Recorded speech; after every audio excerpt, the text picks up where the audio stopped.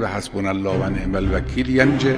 یعنی بگیم حسبنا الله و نعم الوکیل. از دشمن که میترسیم بگیم حسبنا الله و نعم الوکیل، حسبنا الله و نعم الوکیل. همین یا نه با این مفهوم حسبنا الله و نعم الوکیل دل و جانمون را آمیخته کنیم و عملمون رو دنبالش بیاریم. بعد از جنگ سخت احد و با اون همه خسارت ها و زخمی و کشته و فلان، مسلمان ها برگشتن مدینه. در این بین یه عده آمدن که آقا بترسید، پدرتون میخوان در بیارن.